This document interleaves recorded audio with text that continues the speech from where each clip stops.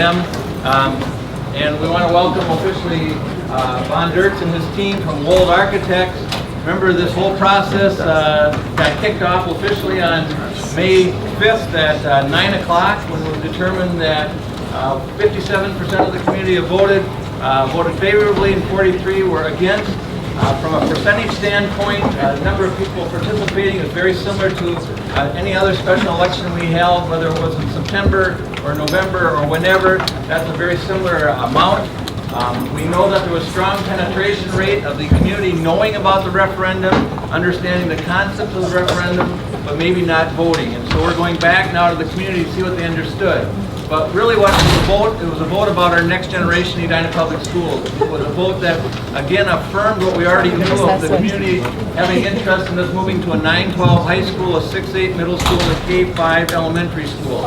It was a vote affirming the work that you've been doing forever as educators in Edina, and this is going to allow us to do that. So while it's a construction challenge and an opportunity, it's also about curriculum and it's about culture, because we are creating a new school, as it were, a 9-12 setting. And we do have a strong curriculum in place, but we're going to make some changes along the way. We also have to deal with construction. So we have those three elements going, and we have 24 months to figure it out.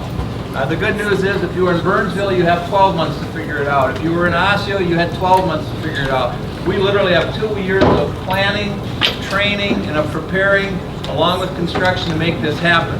So with that, I'm going to turn it over to Von, have him introduce his team, and we'll go from there.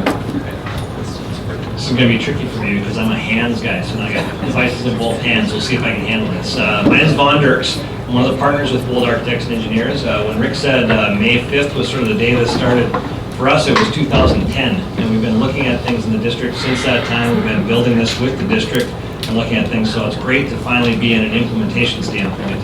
I have 2 members of my team here as well, Lene Schoen and Sal Bagley.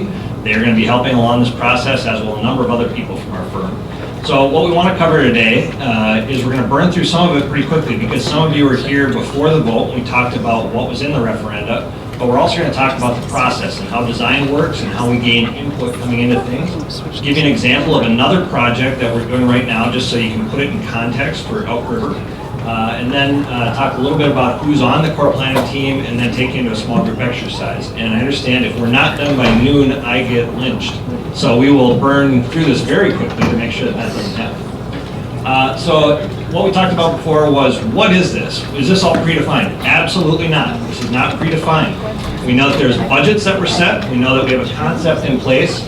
We know that it's really about creating a variety of learning styles, because what you do currently is immensely successful. And so this is not about replacing how you do things now. This is about adding to what you do now. So it's and, not or, as we take a look at things. And we also know that we're starting with an existing building, which has context to it. So this is additions and renovations, which means that when we start looking at the building, we have to think through what's possible, what's not possible, and be much more creative than if we're doing a new building. To start with, how do we come up with what's in the budget? It really was a math exercise. And so we know 9th grade coming over increases the capacity.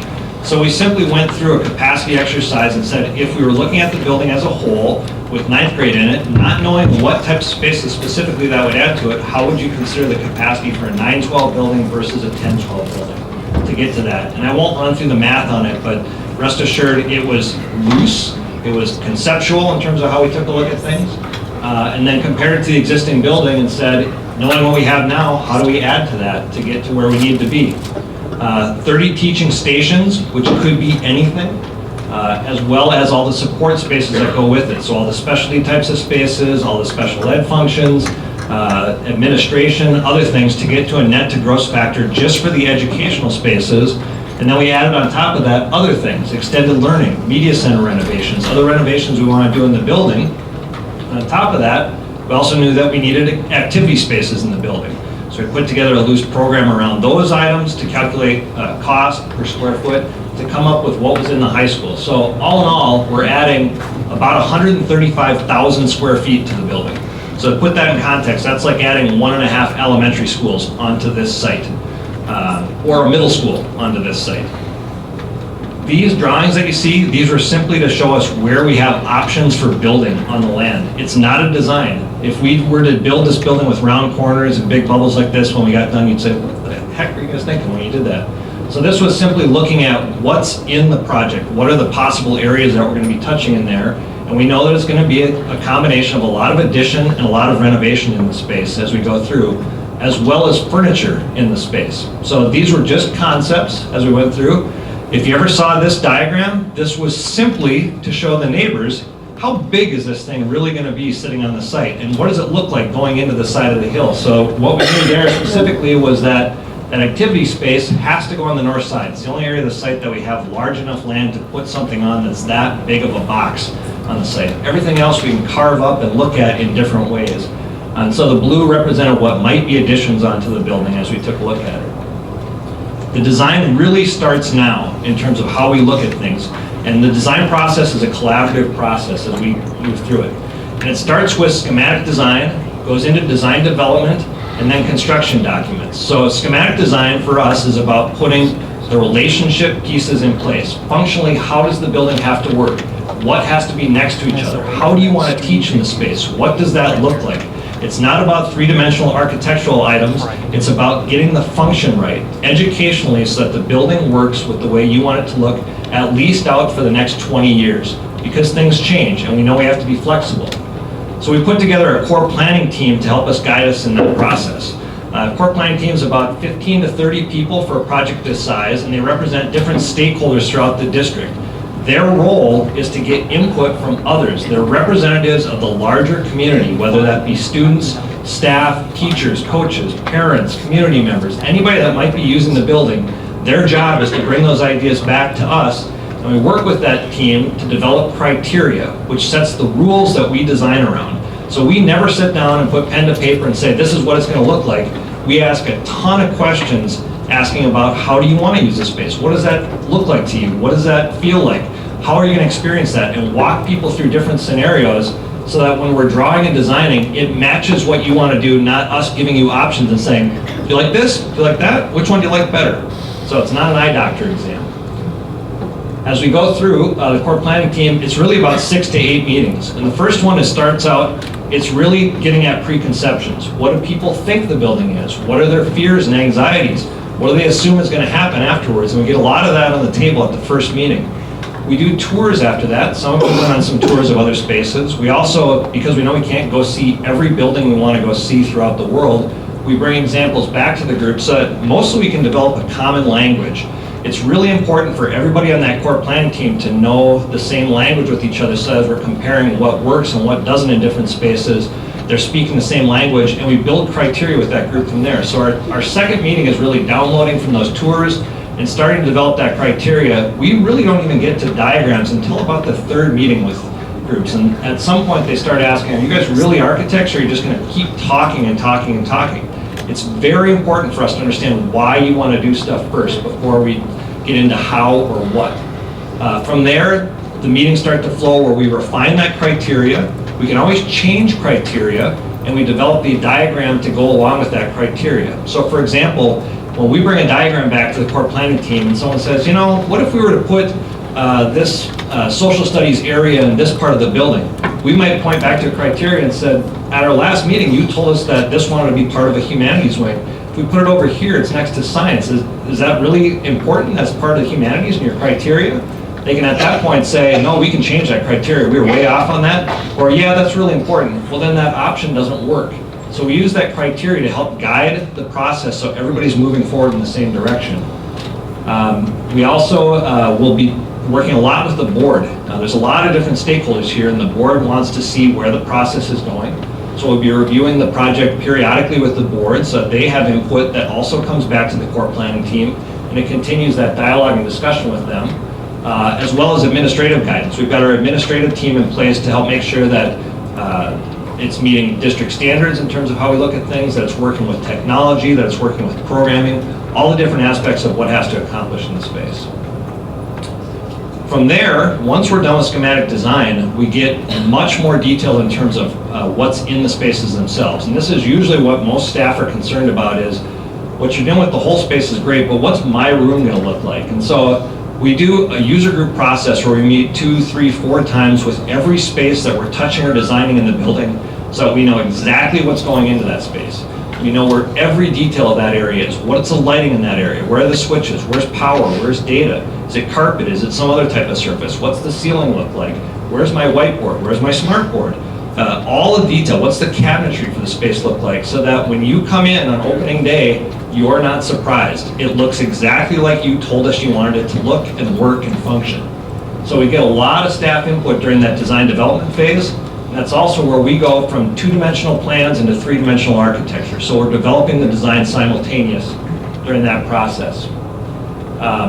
This is an example. We'll go back. The next phase for us is really construction documents. That's where we have to draw it so the contractors can bid it and build it. From there, bidding and construction is the actual implementation where you're going to see work happening. You will be experiencing construction for a year on this campus. Actually, a little bit longer than a year. It will start next summer. It will go through the following school year and through the following summer, so you will be occupied in fall of 17 in this building. So you're going to be dealing with some construction on the site. We're going to be dealing with parking issues. We're going to be dealing with all sorts of things, but we will work to minimize that level of disruption. We do not want to interrupt how you teach during the school year, so we'll have a lot of disruption avoidance plans to try and make sure that that is minimized as much as possible. I'm talking very, very fast to get through here. Any questions before I roll on to an example? What's the time frame? So we're going to move into summer, and where will we be next fall? Time frame for this is we're going to do these core planning group meetings over the summer here so that we can minimize disruption for those of you who are on the core planning team, so that we will need you to meet about every 2 weeks as part of this process. We should finish with schematic design at the end of the summer, so as we get into the fall, when we start having our user group meetings, you're back in session. We can meet with you during that time frame. Construction documents take us over the winter, and we're bidding in the spring of 16 going through. You said that we're going to add 135,000 square feet. How many square feet are currently? Currently, you're at, I believe, 411,000 square feet.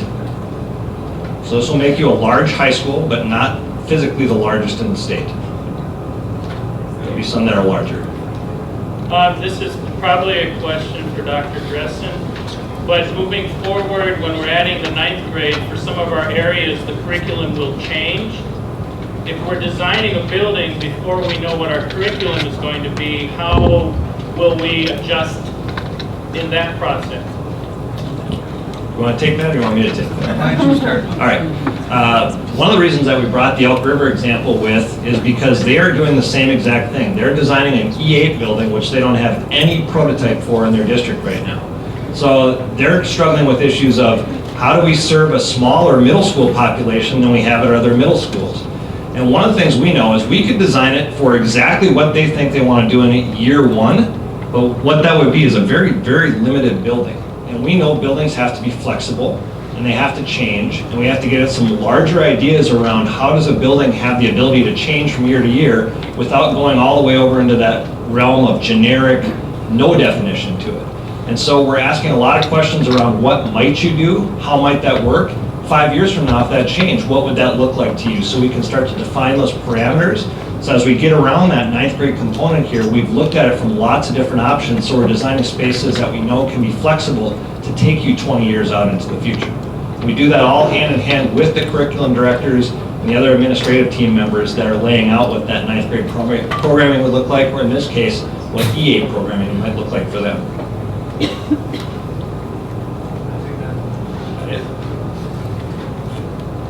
I think that's in essence, I think that's what it is. It's going to be this combination of looking big picture and making sure it also works where we are today and where we go. And that's going to be the work.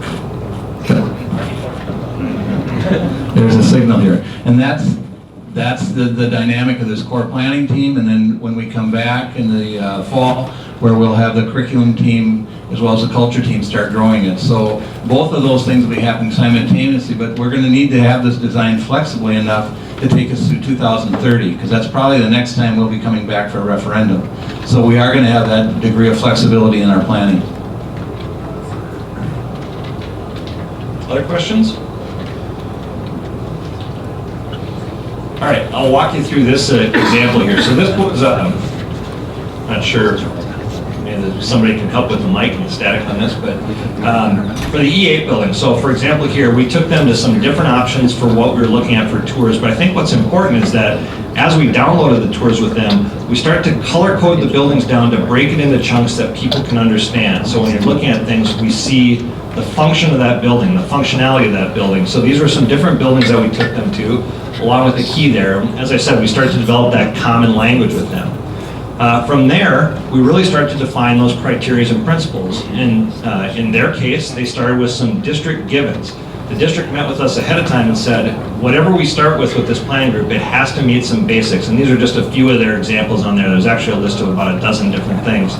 And then we really do, like we're going to do today, we start writing furiously during meetings, and we try and capture everything that people are talking about and guide that discussion. So this is an example of some of our initial criteria development with the groups as we went through and we started to circle things down and come up with, in their case, how does grade structure work? What are the possible grade structure combinations in the building? How might this lay out for different options as they looked about the future? So getting to that flexibility piece. They wanted the option to do multiple styles of configurations, and they also told us what they knew they wouldn't do is one that was just E8, mix all the grades together. So they said, these things are acceptable to us, these things are not acceptable to us, so we had some parameters around that. We also went from an initial diagram. So this is how simple their diagram looked. And what this really said was, we want the heart of the building to feel like a cafeteria, Starbucks cafe style space. And we want the media center to be on one end of that, and we want the cafeteria to be on the other end of that, and we want to be able to open up either one to that environment and have them blend together, and that main street through the building should represent that.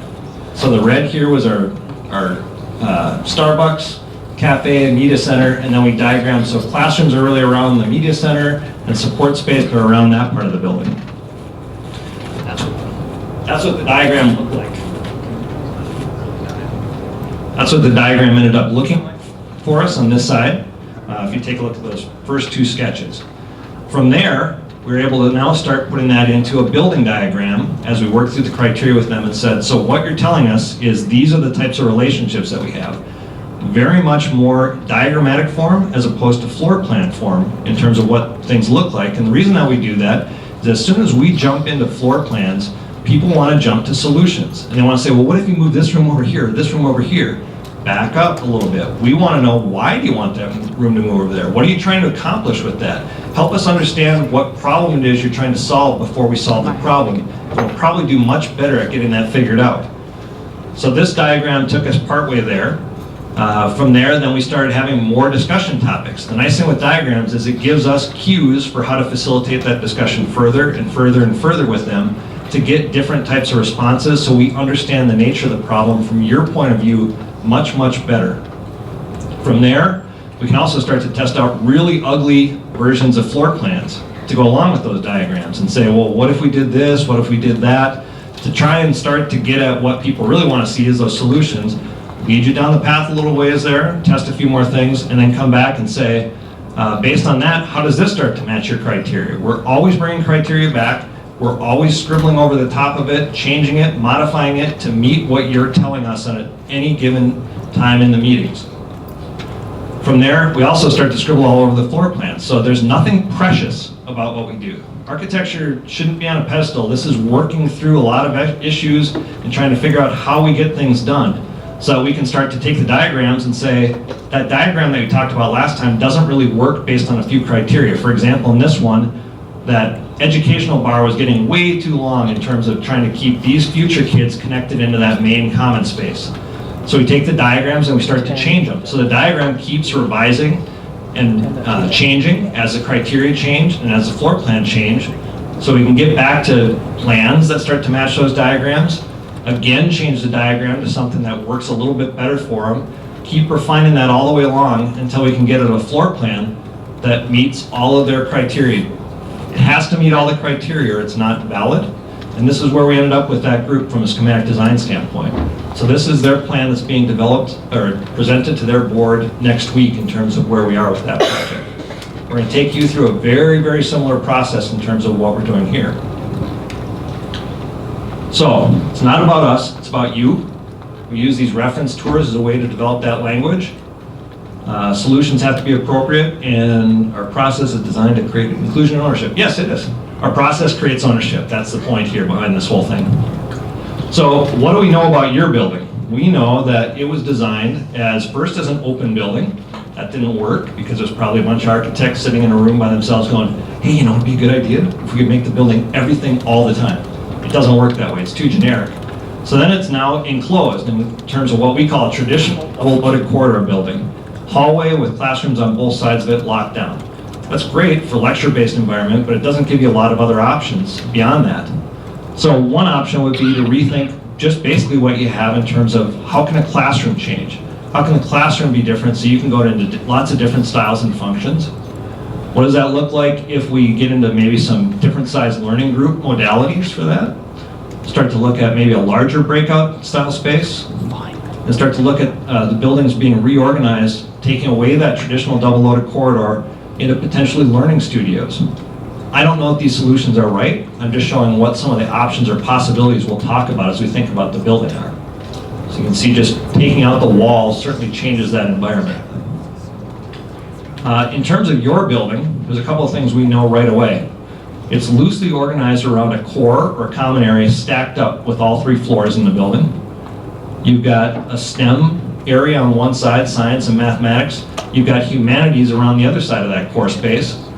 And then around there you have activities and arts as you move up. So there is a rough organizational concept to your building already that we can choose to work within, or we can choose to reinvent as we go forward. We've talked a lot over the last few years around different concepts or ideas. One of the things we talked about was media centers. What's the role of the media center for the future? How do we look at how things change? This is one reinventing this media center by simply moving the secure line back to about here. Taking a look at this area. Spaces that are common to the building as being more like student commons. Spaces that we need to secure as being behind that secure point and having the flexibility to change that. I don't know if that's an idea that we'll carry forward. We know roughly what size spaces activity areas take up because gyms are big box areas. We know that we've got the road to deal with going around the site. And we know that furniture is probably more important than architecture itself. These types of prototype furniture, things that you've been exploring over the last few years, are designed to help us understand what's going into the future spaces. So we're going to be doing a little bit more of this over the next year and then revamping furniture throughout the district as we move forward. Quick examples there.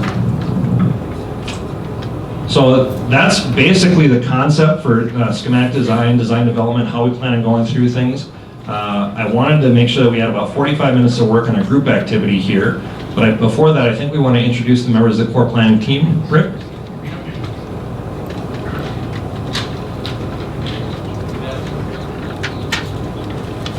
Our planning team, stand up if you would, please. Drew Cole, Bill Hicks. I'm good. This is streaming, I forgot. Drew Cole, Bill Hicks.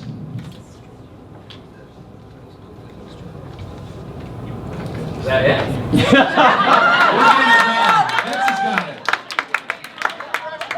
Paul Kyle, Eric Lowe, Southview, Beth Mose, Betsy Nemo, Jody Ramirez, Mike Roddy, Sarah Swenson, Slow-Mo, Michelle Maloney, Tony Willpower, and Craig Jensen. These are the people that are moving it ahead. Thank you.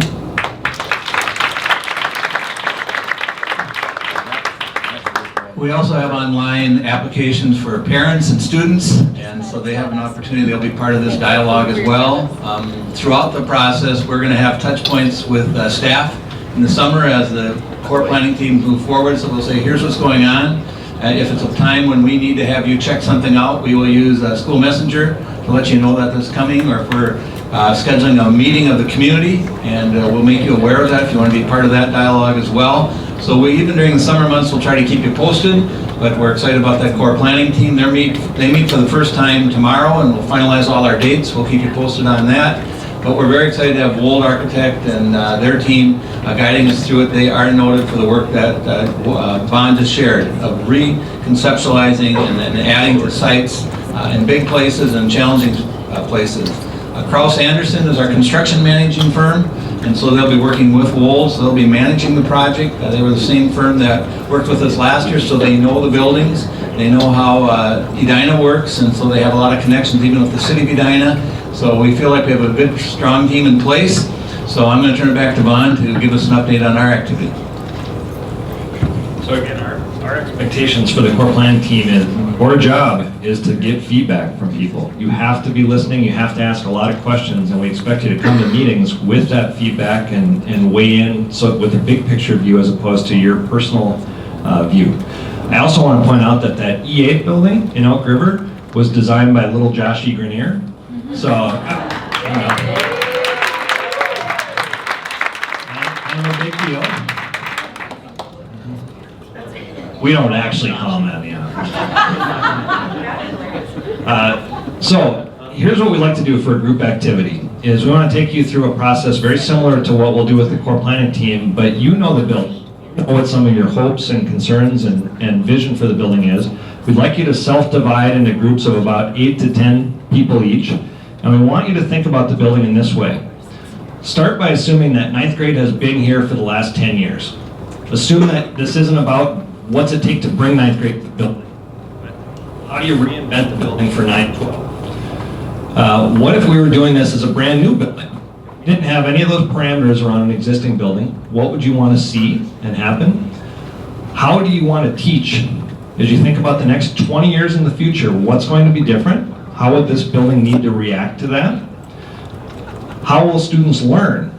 And again, these are crystal ball kind of questions here because we don't know that, but as you anticipate what needs to be different about how you do things now versus what possibilities need to exist for the future, and what should that core planning team think about? We're going to bring your comments back to the core planning team tomorrow, and this is going to start our discussion around criteria for them.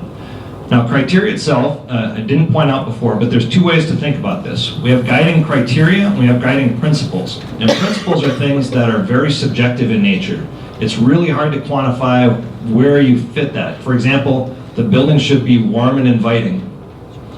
I don't know what that means. I have a good idea that we could design something, but how I see warm and inviting might be very different than how Bruce sees warm and inviting. Versus science has to be right next door to math. That's black and white. That's criteria for us. That tells us how it works. The building needs to lock down around these ideas.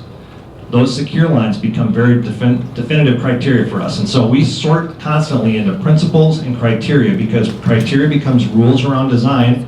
Principles become the subjective evaluation of that design.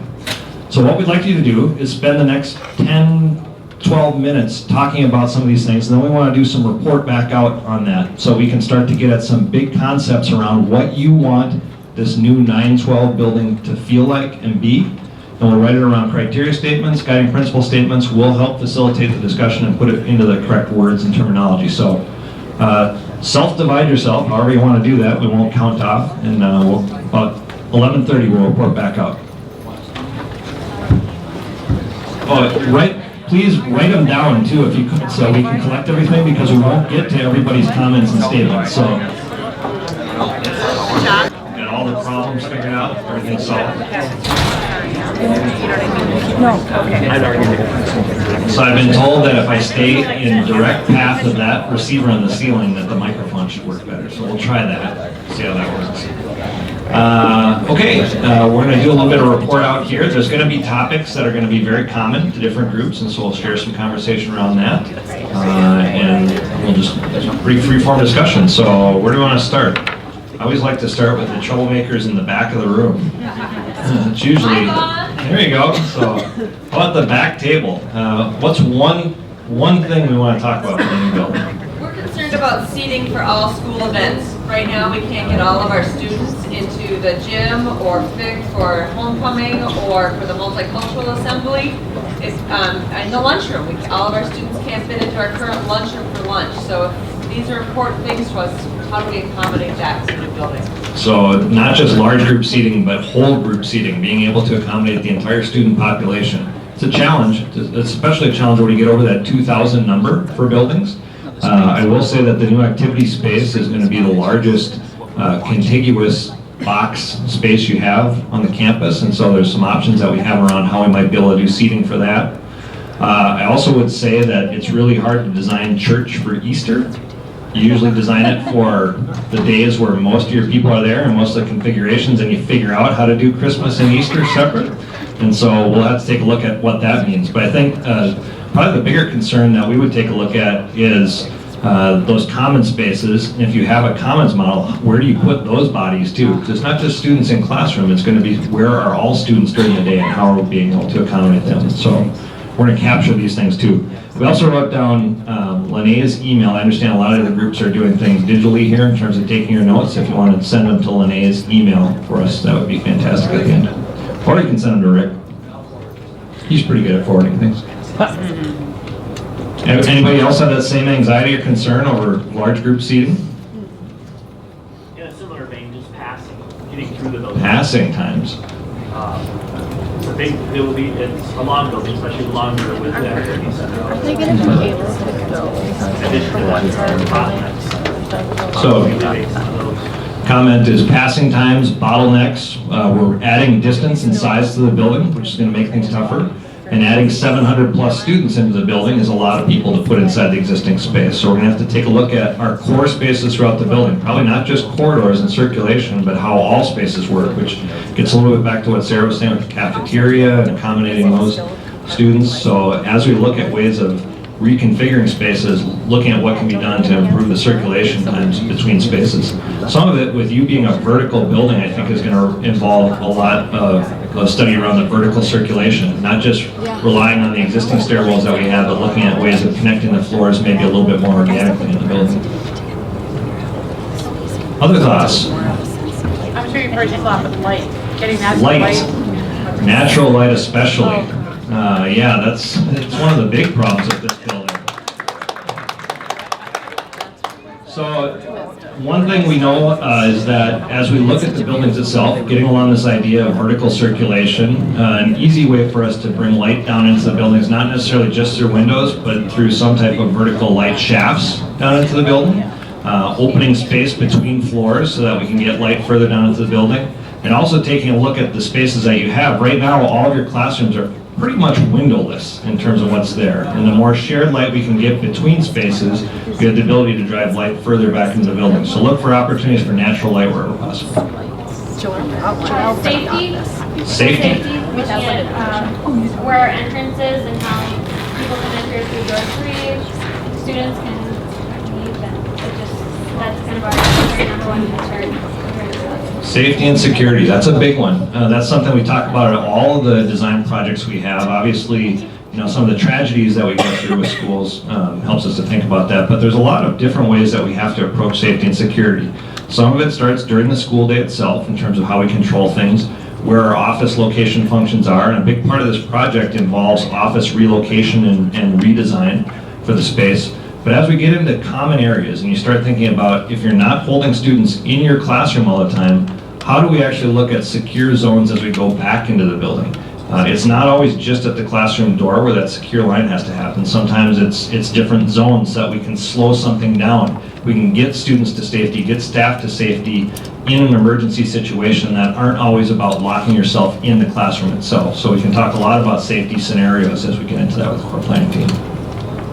I would love to see more parking. More parking. Okay, so there's a couple ways to think about parking. First off, just so people know, Eric Hamilton has committed to helping resolve some of the Valley View Drive issues this summer. So it's not going to be the death trap along that side of the building. But from a parking standpoint, you meet the code required amount of parking, which that's not going to elicit a lot of responses, but what we've also talked about is that there's an event parking level that we're working with the city on doing a parking study. So we're studying a couple of different things in conjunction with the city. One right now is vehicular traffic along Valley View Road, looking at options and scenarios that help improve the bottleneck and the congestion there, but also we know that we need to add some parking onto site to help for some of those event types of activities. So expanding parking will be part of the study that we're looking at. redoing how bus traffic works on the site to maximize parking will be part of that, and looking at ways to improve that. It's a fixed site, so there's not a lot of options there, but we are going to be looking at wherever we can expand parking, doing that as part of the process. Are we looking at improving accessibility for students and wheelchairs? We will do that certainly as part of the design. One of the things that the code can enforce for us as we do designs is they can enforce that 20% of our budget has to go to accessibility issues. So if the state decided you really have a building that has accessibility problems, they could say 20% of the money you have allocated has to address those things. We've never had that happen because we're very conscientious in terms of the design of looking at not only spaces we touch, but spaces throughout the building and upgrading those for accessibility issues as we move forward. We've been doing a lot of that with some of the alt facilities work we've been doing on an annual basis, and we'll continue to do that as part of this design as well. Anything from over this side?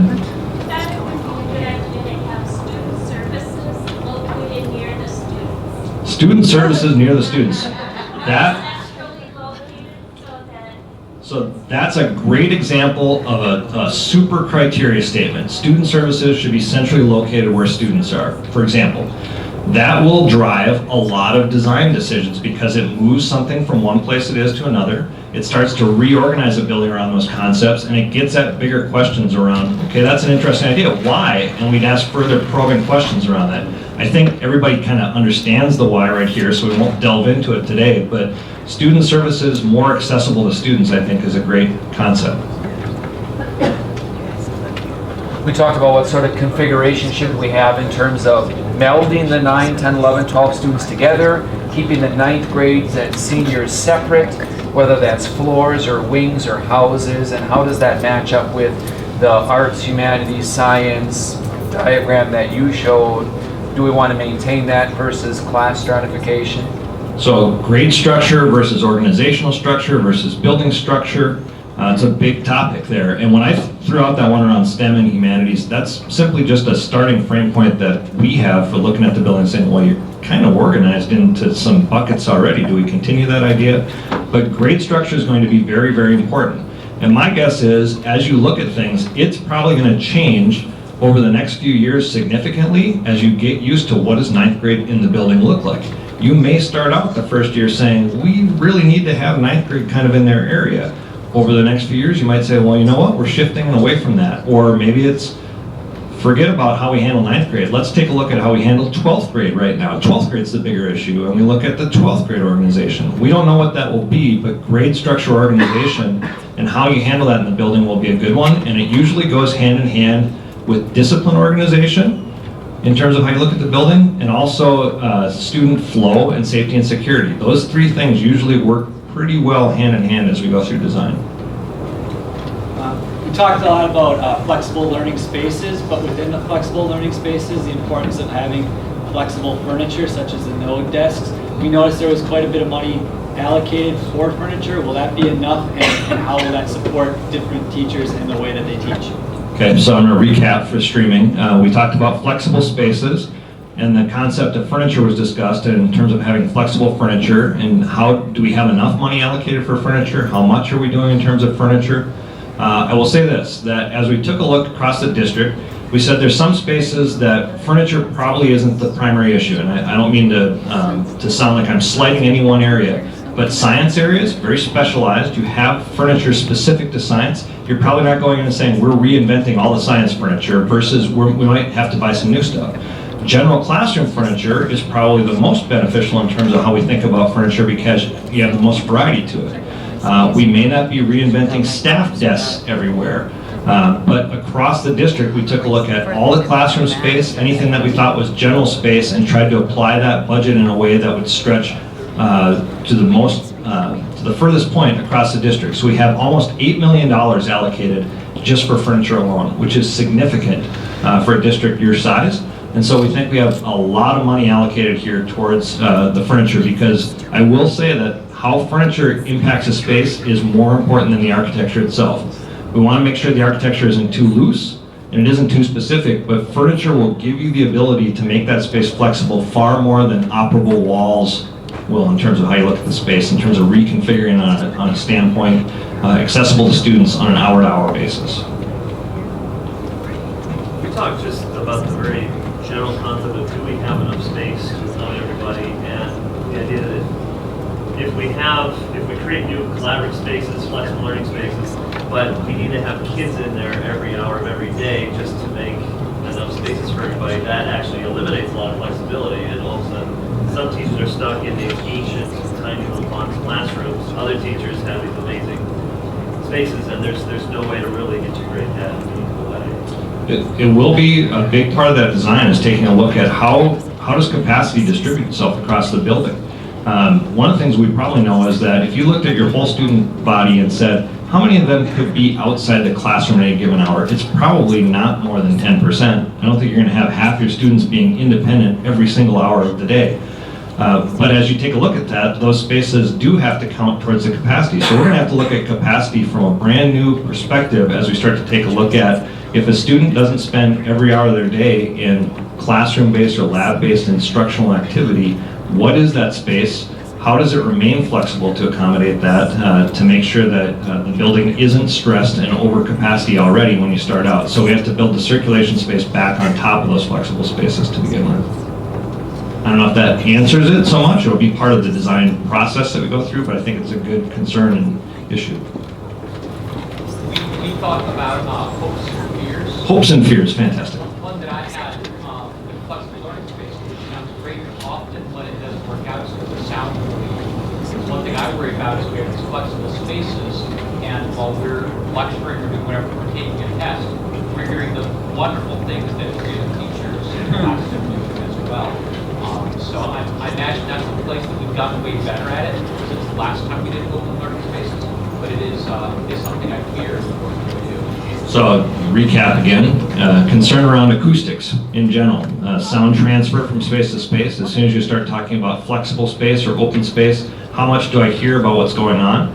I think that also goes hand in hand with visual distraction. A lot of times what we hear is, well, if you put glass in, now my students are doing this all day long. You know, it's, well, what's going on out there? There's a lot of studies around what we perceive as distraction levels versus what students perceive as distraction levels and how they experience the day versus what we think in terms of the day. And so we'll be looking at a lot of that data as we go through, and also looking at ways that when you need more of that quiet time, how can you transform the space to allow for that? When you can accept a little bit more openness, how does that work as you go through? And you are right. The technology now, compared to 10 years ago, is much better in terms of some of those moving parts and the sound transmission coefficients and other things that apply towards that. So we will consider that acoustics issue as part of what we're looking at. Anything from this side of the room over here? You guys have been quiet. Bathrooms. Bathrooms. Make sure you have enough in good spots, and also thinking about individual unisex stalls for various needs of students. I think that's a good point. Students and staff. Unisex bathrooms, although maybe not as popular on the surface, they certainly work a lot better, especially if you're the one member who's going, oh man, that bathroom's locked, I really would like to get in there, and there's a unisex one right next to it. Part of the code requires bathroom upgrades, so we'll be taking a look at the whole building as we put this addition on. I will tell you, with major assembly space, which is what that activity area is, triggers a lot more bathrooms. And we don't have to put all the bathrooms in the exact area of the activity space. So when we count up toilet fixtures throughout the building, they can be anywhere as we add that space. So it gives us an opportunity to put more bathrooms throughout the building in ways that are convenient. We won't hide them under stairwells and other areas, but put them in places that are actually will work for you as staff. One other thing we talked about in conjunction with that, and also on the comment of where there's bottlenecks, like the idea of having maybe entrances and exits to some of the restrooms or some of the classrooms to help with the flow of people as they move in and out. So getting back again to that circulation issue, moving main entrance points away from bottlenecks to help with that flow and that circulation. So even redesigning some of the existing problems in the building as we go through. Something that triggers the use of bathrooms is water fountains. Water fountains. No water fountains, less bathrooms. Again, water coolers are part of the code requirement. They trigger a certain amount of them throughout the building that we look to add in. I know the district already has standards too for the types of fixtures that we put in, the bottle fillers, for example, and putting those in places. I think as we get into more of these common style areas, we'll want to make sure that we have those core elements at each of the spaces. Just thinking about at a table when I thought of this, how has the practice changed with secure entry from what we have and when that was built to what is going into schools now? Well, mostly what we're doing right now is secure vestibules. So during the day, the interior set of vestibule doors locks down and all visitors have to pass through the office. So you have to get signed in. There's different levels of security configurations, from handing someone your ID, where it then is scanned, you get your badge printed out, so as opposed to just signing your name down on a sheet, they actually do a background search on you with that scan, you get your printout for that, and then you're allowed to enter into the school. Now there are some realities around secure, oops, I lost my line of sight there. There's some realities around this that are discussions that we have. Doesn't that make the person in the office the first line of defense then in an incident? Yeah, it can. Do we go as far as providing a bulletproof laminate glass panel inside that vestibule? Are they engaging with the office or not? What's the level of environment you want to have as part of the Edina culture in terms of who's coming in and out? How do we look at the spaces back within the building? And so these are tough conversations that we have with any building that we're going through. But secure vestibules and limiting the amount of entrance points into a building, as well as the type of technology you have for how someone's logging in and signing in, are probably the three biggest things that we see in terms of security. And then the zoned lockdown, not just at the classrooms, but ways to slow that event down throughout a building. More outlets or charging stations within the learning spaces? More outlets and charging stations, absolutely. And one of the things that we've talked with the district about in terms of standards is wherever we're putting outlets in, they're dual USB outlets as well as power outlets, because we know that most of our devices don't require the straight AC plug-in. We need the USB connection, but certainly increasing the amount of those throughout the building. I have a follow-up question on that. Yeah. I'm kind of wondering what the old and new, because every time something comes up, I feel there's a conversation about old and new. That's a great example that if you're still teaching and what doesn't get upgraded, how is that on the list for something to be upgraded so there are more plugs and more things in the classroom? There certainly is, and there's both the current things that we're looking at in the building. I should restate the question. So how do you handle the existing parts of the building that maybe don't get touched during this referenda project versus look at things long term? So there's a couple of ways of answering that. One would be that with each of the existing parts of the building, if we're looking at doing any type of extended learning environment or personalized learning environment, which was the point of the referenda, we have the opportunity to come back in and provide those types of things like outlets and power and other aspects of the space. For things that don't get accomplished as part of this referenda project, which there's always stuff that doesn't get accomplished with any referenda project, a reverberation and replacement system set up to do things like carpet replacement, ceilings, lights, power, data, other things throughout the building. And how we look at that is as we go through and we start to make these mechanical systems replacements and other things that are big changes, we upgrade and update the buildings along that time frame. So as we've been doing some of the elementary schools and replacing the mechanical systems, we've certainly been upgrading the classrooms themselves. Although it's not specifically related to mechanical systems, you do those upgrades simultaneously as you're moving through each one of the buildings. So the high school work for all facilities is set to happen after the referenda project. So anything we do will be prepped and ready for that, but then it builds into a long-range plan in terms of how we look at the next 2 to 10 years, and that's always a rolling plan throughout the district. Has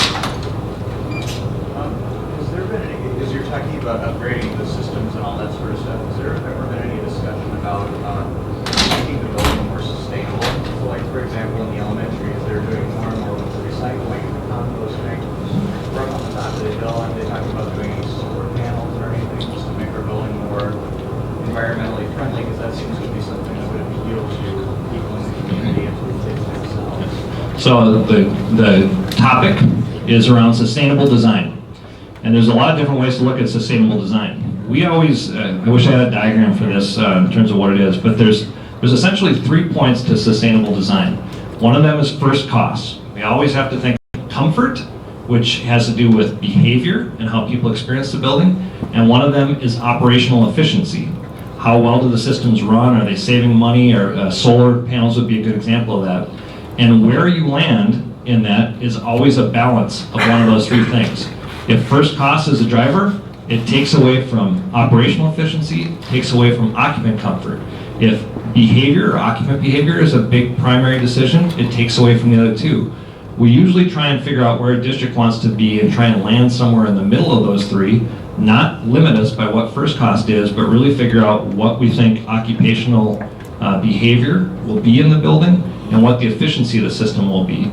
And there's some things like solar panel, for example. Solar panel's always been one of those things that the first cost does not have a payback for what it produces.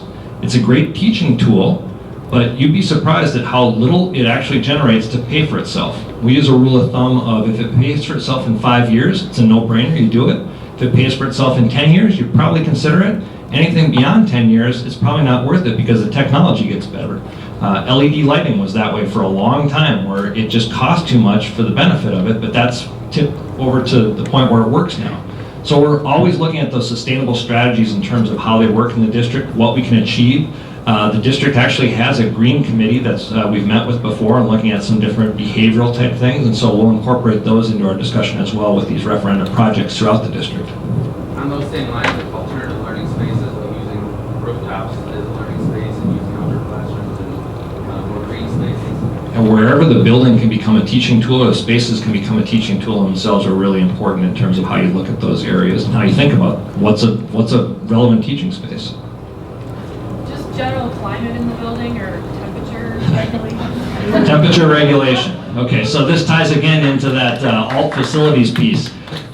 We might not be able to tackle all the mechanical systems as part of this project, but we are prepping anything we do to be ready for further mechanical system replacement and upgrades. I know that in the district we've been working on a controls conversion to go away from pneumatic control to better digital control throughout the building, which might not mean something to everybody here, but that's a way of us being able to adjust the systems more easily and be able to get at some of those issues. So we will try and be much better about temperature control, and if it's not fully accomplished, it will be prepped for when we get to that point. So just to follow up with that, will there be building control or is that district control? It's always a blend. So there's some level of district set point control, and then there's some level of occupant control, which allows you to swing a space somewhat from temperature to temperature, but not this much. You can't say, I really like it warm, 80 degrees so I can wear shorts all year long. That's not a possibility. Or the other way. So yes, some and some. We had some last one. We had some conversation about a bigger picture issue about the tension between teachers who have different teaching philosophies and answers to the questions, how would you want to teach or how would students learn in your classroom? And the idea that different people have very different views on what they want to see and how to support and respect all those points of view, and maybe different departments are going to be different, or even within departments there might be tension, and how all of that is going to play out in the process. I think that's a really great topic, and so to capture it, it's a good one for us to end on today, is that how you teach is going to vary greatly from person to person. As Rick mentioned, the referendum was a 57% passage. That's not unanimous, nor are any of the things that we do going to be unanimous. There are going to be some of you who say, I really like my classroom, I like the way I teach, this is how I deliver content, this is what my students are getting, it's fantastic. There's going to be some of you that say, I want something completely different, I want to be in that space, and we have to make sure that the building allows for both those things to happen, and variations in between. Because from any given year, you may not be the person teaching in that space. It might be somebody else coming in, and we have to understand how there's different modes of teaching that you like to do that allow for those things to happen so that you can move towards the type of space that you want to be teaching in. So that'll be a big part of our core planning team discussion. And these points that you've been talking about, this is where we're starting with the core planning team tomorrow, is everything that we get back, all the information, that's what our core planning team members are going to start with in terms of dissecting preconceptions, ideas around the building, to start to rate our criteria that we work with. We're meeting with the teachers first. Ordinarily, we bring the whole core planning team together, but it's very important for us here in this district to have teacher input ahead of bringing in parents and students so that we have some very determined guiding ideas around what we want to do so that we can get closer to the mark the first way. And so this has all been great feedback and information for us. I hope that this has given you an understanding of how the process will work and the kinds of things that we're talking about, and we look really forward to presenting where we are with you at the end of the summer in terms of where things are. Ron, Sal, thank you. Thank you for being part of this. Remember, we've already captured a lot for the next generation's work, and so that data is already being brought in. We had the discovery sessions in March and April. That information is being added to the information that you provided today. Stay online. Okay. Also, user groups. Once we get further along, we're also going to be calling in user groups. So if you're, if we're looking at turf fields, or we're looking at the activity center, or we're looking at something in the area of humanities or the arts, we'll bring in targeted groups, special services, all those specialized groups. We'll be bringing you in as well. So it isn't this core team that's going to make decisions for everybody across the board. That we really are going to continue to use our expertise to get that best product. I can't thank you enough for being this energized at this point in this school year. I know it's been a lot for you in May and a lot for you throughout the year, and I never did get a school cancellation day for you, so I know there's a lot of, I feel bad. But with that in mind, again, thank you very much for all you do each and every day. Thank you for being part of this journey going forward. I look forward to working with you and make sure you have a happy and hopeful summer. Thank you, everybody.